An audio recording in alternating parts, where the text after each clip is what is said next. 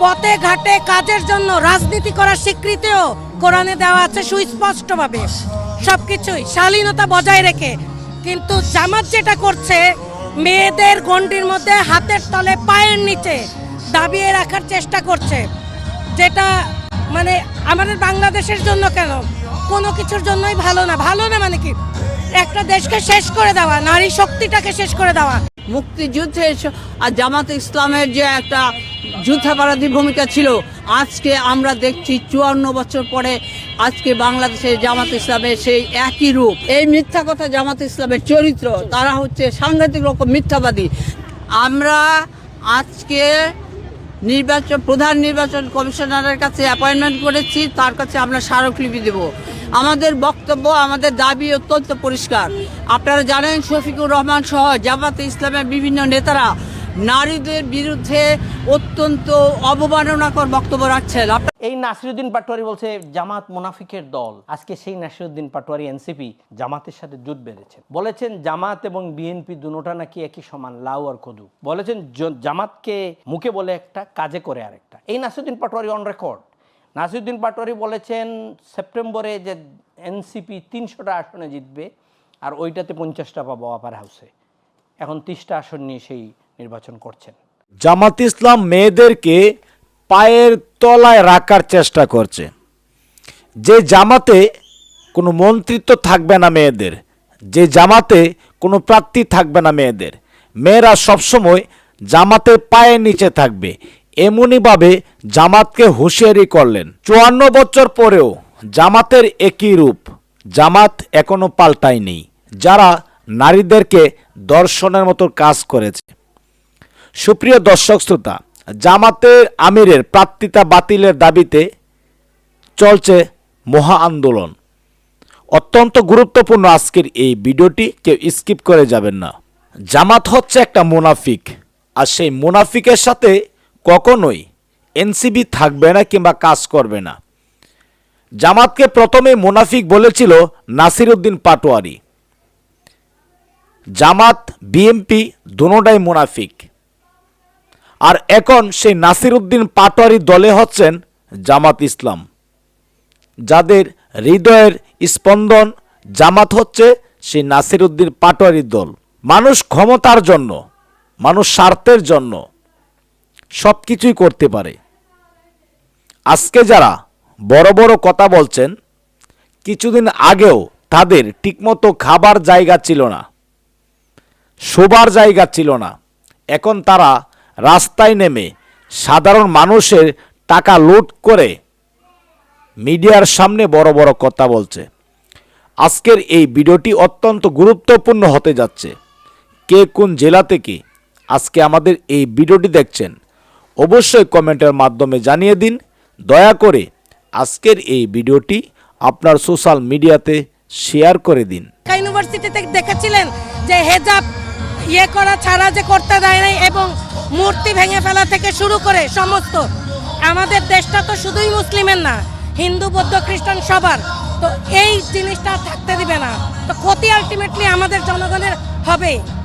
তো জামাতে ইসলাম বলেন আর যেই বলেন, যারাই নারী শক্তিকে রুখতে চাবে তারা দেশের জন্য ভালো কিছু বয়ে আনবে না। মুক্তিযুদ্ধের সময় কি তাদের ভূমিকাটা দেখেনি? বাংলাদেশ তো দেখেছে তাদের ভূমিকাটা মুক্তিযুদ্ধের সময়। তো আমরা তো বলতে পারি না যে কিভাবে আমাদের নারীরা নির্যাতিত হয়েছে, কিভাবে ধর্ষণের শিকার হয়েছে।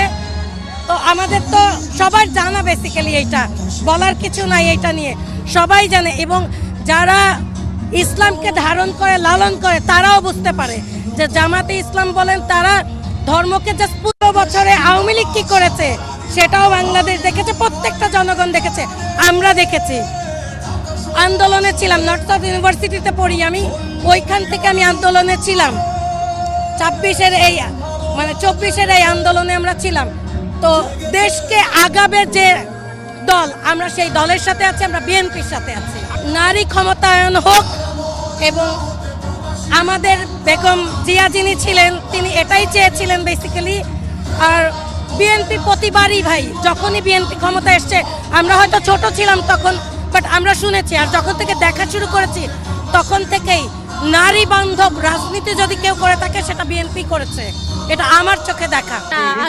নারীদের বিরুদ্ধে অত্যন্ত অবমাননাকর বক্তব্য রাখছেন। আপনারা জানেন বরগুড়া 2 আসনের যে এমপি প্রার্থী, জামাতের এমপি প্রার্থী শামীম হাসান, সে বলেছে কদিন আগে যে ডাকসুতে মাদকখোর এবং বেশ্যাখানা, ডাকসু মাদকখোর এবং বেশ্যাখানা ছিল এটা। তারপরে আপনারা শফিকুর রহমানের যখন আল জাজিরাতে যখন ইন্টারভিউ নেওয়া হয়, তাকে প্রশ্ন করা হয়েছিল যে সেখানে নারীদের একজনও কেন ক্যান্ডিডেট নয়, সে বলেছে আমরা ধীরে ধীরে চেষ্টা করব। এটা এত বছরও আজকে একজন ক্যান্ডিডেটও সে দেয়নি, সে ধীরে ধীরে চেষ্টা করবে, এই বক্তব্য বিশ্বাসযোগ্য নয় এবং এটা প্রতারণার সমান বলে মনে করি। তারপর তাকে প্রশ্ন করা হলো যে জামাতের আমির কোনো নারী হতে পারে কি না, সে বলল ইম্পসিবল, মানে এটা কোনোভাবেই সম্ভব না। আল্লাহ এক একজনকে এক এক রকমভাবে তৈরি করেছে, নারীকে নারীর মতো করে তৈরি করেছে, এখানে তারা রাজনৈতিক ক্ষমতা দেওয়ার মতো তাদের যোগ্যতা নেই, তারা এটা বলেছে। এরপর দিন আপনারা দেখেছেন যে তার যে এক্স আইডি, তার এক্স ডক্টর শফিকুর রহমান জামাতের আমির, সে তার এক্স আইডিতে পরিষ্কার করে বলেছে নারীরা যে বাইরে যায়, বিভিন্ন পেশায় যায়, বিভিন্ন কাজে যায়, সেটা পতিতাবৃত্তি। এখন আমরা প্রশ্ন করতে চাই, এটা তার এই বক্তব্যের মধ্য দিয়ে তারা প্রমাণ করলো মুক্তিযুদ্ধে আর জামাতে ইসলামের যে একটা যুদ্ধাপরাধী ভূমিকা ছিল, নারী নির্যাতনকারী ভূমিকা ছিল, নারীদেরকে ধরে ধরে আজকে পাকিস্তানি হানাদার বাহিনীর কনসেন্ট্রেশন ক্যাম্পে পৌঁছে দিত। আজকে আমরা দেখছি 54 বছর পরে আজকে বাংলাদেশের জামাত ইসলামের সেই একই রূপ। আমরা দেখলাম যে জামাত ইসলাম নারী বিদ্বেষী বক্তব্য দিচ্ছে, নারী অবমাননাকর বক্তব্য দিচ্ছে। তিনি সমস্ত কর্মজীবী নারী, সমস্ত পেশাজীবী নারী, তাদেরকে বেশ্যা বলে তার অধিগত করছেন। এই স্বাধীন বাংলাদেশে এই স্পর্ধা শফিকুর রহমানের জামাত শিবিরের হয় কি করে? আজকে এটা জ্যোতির্ময়ের বাংলাদেশ, মুনির চৌধুরীর বাংলাদেশ, জয় রায়নের বাংলাদেশ, এই বাংলাদেশে তারামন বিবির বাংলাদেশ, এই বাংলাদেশে কোনোভাবেই যুদ্ধাপরাধী এবং বাংলাদেশের স্বাধীনতাকে যারা মানে না, এই জামাত শিবিরের ঠাঁই হতে পারে না।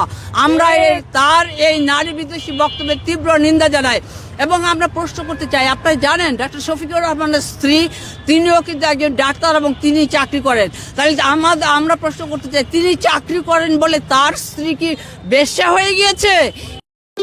ভবিষ্যৎ হোক নিরাপদ, বিনিয়োগ হোক বিশ্বস্ত, আর আমার পছন্দ সল্ট বে।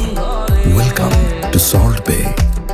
এবং জামাত ইসলামীর অন্যান্য নেতা যারা, তাদের স্ত্রীরাও চাকরি করেন, তাহলে তাদের স্ত্রী সন্তানের চাকরি করেন, বিশ্ববিদ্যালয়ে কলেজে পড়েন, তাহলে সেই নারীরা কি বেশ্যা হয়ে গেছেন? এটা তার মানে তাদের দুই রকম নীতি, তারা মুনাফেক। জামাত ইসলাম হচ্ছে মুনাফেক, তাদের দুই রকম বক্তব্য। ওই দিনই রাত 12:40 তারা একটা বিবৃতি দিয়ে বলেছে যে তার এক্স আইডি হ্যাক হয়েছে, কিন্তু আপনারা জানেন এবং সেটার জন্য একজনকে গ্রেফতারও করা হয়েছে। কিন্তু বঙ্গভবনের পুলিশ আজকে নাম প্রকাশ না করার শর্তে তারা বলেছে যে তারা আইডি হ্যাক হওয়ার মতো কোনো প্রমাণ তারা খুঁজে পায়নি এবং এটার কোনো ভিত্তি নাই। সেই জন্য এটা বোঝা যায় যে তারা তাদের বক্তব্য যখন দেখলো শফিকুর রহমানের এই বক্তব্যে সারা দেশে একটা ব্যাপক একটা প্রতিক্রিয়া হয়েছে, প্রতিবাদ হয়েছে, তখন তারা মিথ্যা কথা বলছে। এই মিথ্যা কথা জামাত ইসলামের চরিত্র, তারা হচ্ছে সাংঘাতিক রকম মিথ্যাবাদী এবং তারা মুনাফিক, তাদের কথার কোনো মূল্য নেই। তারা নিজেদের জন্য এক নীতি এবং সারা দেশের নারীদের জন্য আরেক নীতি। আমরা এখন প্রধান নির্বাচন কমিশনারের কাছে কালকে রাতে অ্যাপয়েন্টমেন্ট করেছি। সেখানে আমরা পরিষ্কার করে আমাদের স্মারকলিপিতে আমরা বলেছি যে শফিকুর রহমানের যে প্রার্থিতা আছে নির্বাচনে, এই প্রার্থিতা পদ বাতিল করতে হবে।